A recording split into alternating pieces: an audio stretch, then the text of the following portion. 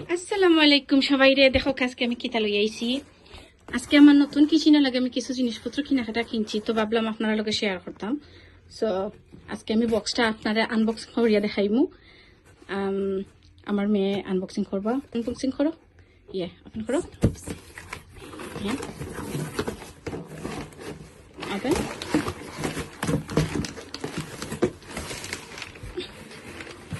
যদি এই জিনিসটা ভালো লাগে আপনারা যদি ইচ্ছা হয় কিনবার, দেন আমারে আপনারা ইনবক্স করেন যেন বা কমেন্ট লেখেন যেন, দেন আমি আপনারা একটা লিঙ্ক দিমু আর আপনারা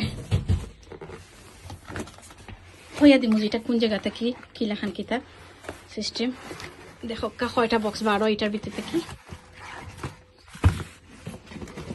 আমি এখনো খুলছি না, সব জানি না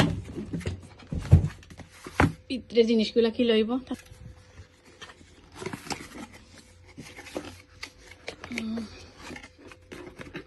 লিড বাড়াইছে দেখো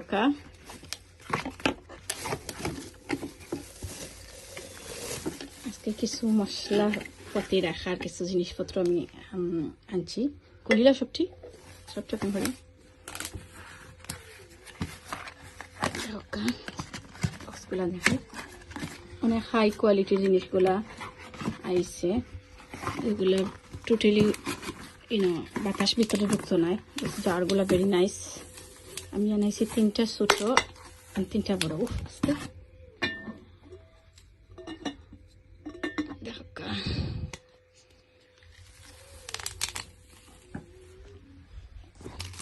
আর এখানেও তারা কিছু স্টিকার দিয়ে দিছে। তো আমি মশলাপাতিগুলা রাখিয়া তারপরে স্টিকারগুলোর মাঝে নাম লিখে দিলাম যে কোনটা কিসার বক্স। খুব সুন্দর করে স্টিকারগুলো দিছে। এগুলা নন স্টিক ইয়ে করতো না, এটাগুলো নষ্ট হইতো না। এগুলো সুন্দর লাগবো যেগুলো স্টিকার লাগাইয়া আর নাম লেখা হইব, তখন নাইস লাগবো। বাট এর ফয়লা এগুলো মশলা দোকানির আগে আমি ক্লিন করবো। আর যদি আপনারা ভালো লাগে জিনিসগুলা, দেন আমারে কমেন্ট করবা। দেখো বড় আছে ছোট আছে, দেন আমি আপনারা লিঙ্ক দিমু, আপনারা কিনতে পারবা, বাই করতে পারবা চাইলে।